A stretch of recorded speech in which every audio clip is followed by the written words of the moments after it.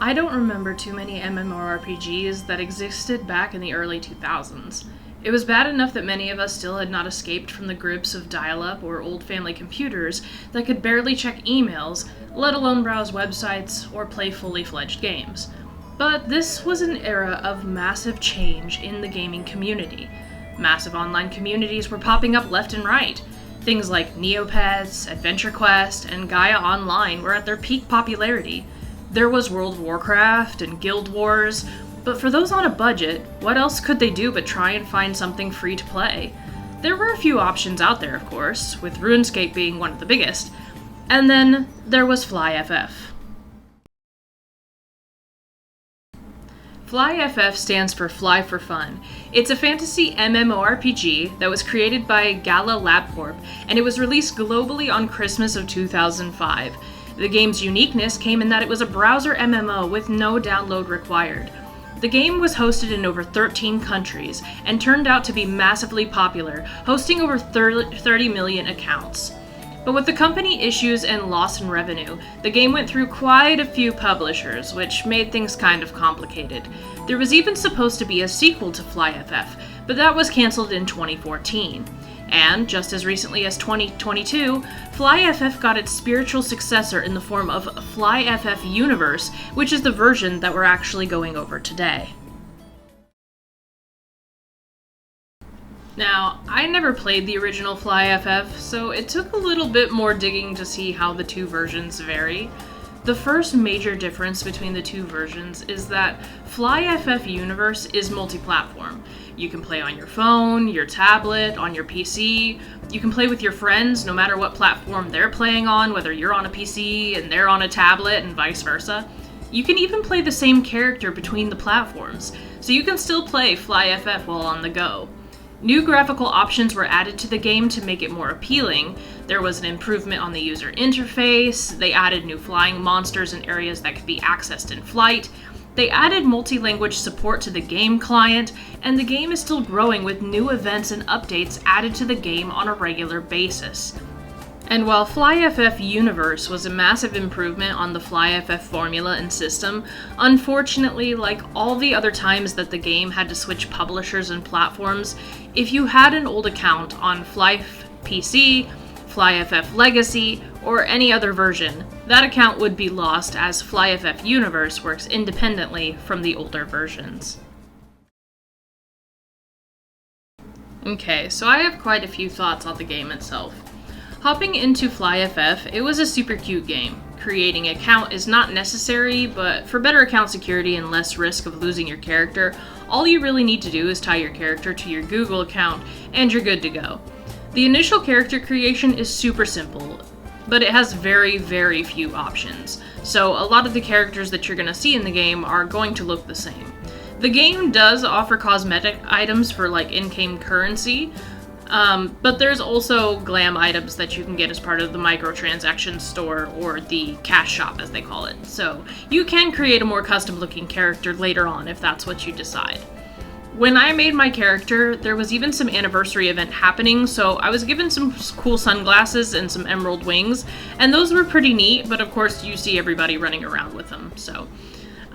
Initially, the game throws you into a massive town, and you're given a tutorial. Now, you can skip the tutorial if you want. For as simple as the game appears, though, there's a lot to learn. So, I personally would not suggest skipping the tutorial system, even if it seems super tedious and super long. I think overall, it took me about 30 to 45 minutes to finish the tutorial, so that shows you just how much goes into the game. At first, there was no music in the game, and that really weirded me out, but I had to get past a certain point in the tutorial and mess with the settings, and then suddenly the music came on. So I'm not sure if that was intentional, or if it was just a bad day in the game, and maybe things weren't working properly, but that was just my personal experience. The town itself, the main hub, it is just super overwhelming. There was a ton of NPCs all over the place. Half of them you just don't know what they do. A lot of them you can tell will be quest holders, but they don't currently have any quests. And while the layout wasn't bad with the town, there was just a lot of times I got turned around, so you'll definitely want to use your map when you can. It does come off as your typical free-to-play MMO. There are a ton of features and buttons, and most of these features and buttons are just not explained, so you're really going to be learning through just clicking on stuff, reading what they want you to do or what they're about, and kind of just going from there. Even though you have a tutorial, you end up with a lot of items that you know nothing about, and I kind of blame this on the anniversary event that was happening.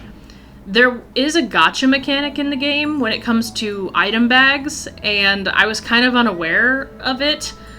When it came to those items, I just kept like building this inventory full of these bags, and then finally I had to click the bags because they had a lock on them, and then I found out you had to roll to like see what items you got from the bag. Buying cash shop currency seems overly difficult, and any unique and cool looking items have to be bought using real money, which is very typical of a free-to-play MMO. I mean, they have to make their money somewhere, and so usually they do make it off of those microtransactions.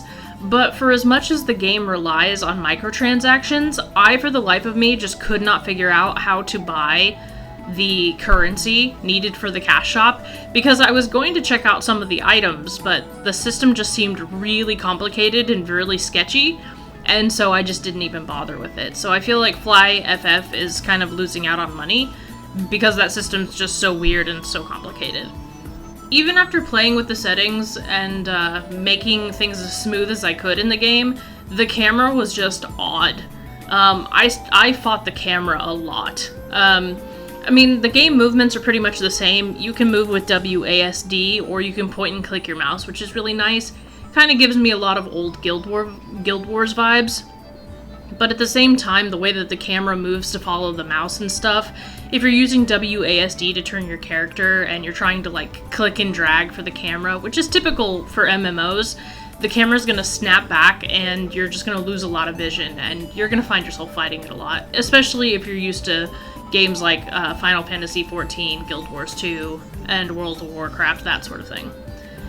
But despite how crazy everything initially seemed in the game, the tutorial was actually really useful in getting you started, and the game is pretty easy to pick up once you walk around for a bit and you do a few quests.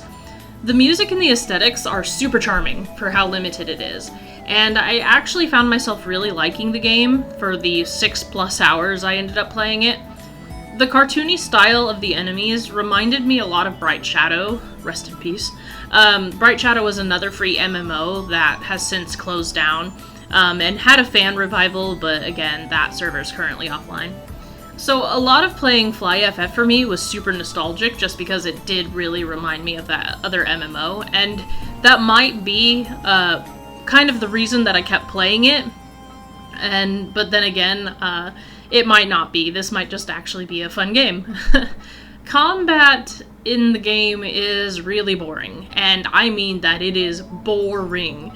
And trying to level up is such a long grind. I have never in my life run across an MMO where the experience is so low that I'm literally grinding for an hour and I feel like I'm getting nowhere.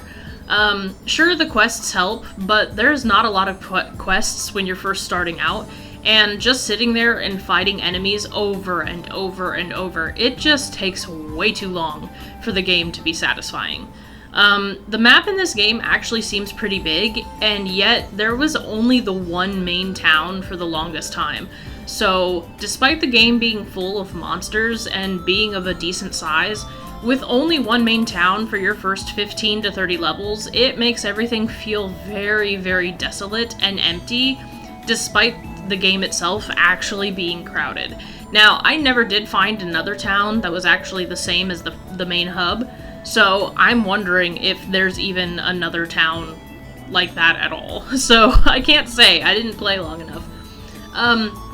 I didn't get far enough to pick a main class, because everybody starts out as a minstrel, and I believe that you pick your first class at level 15. I didn't get that far, but I have heard that there are classes that are much better with buffs in battles than others.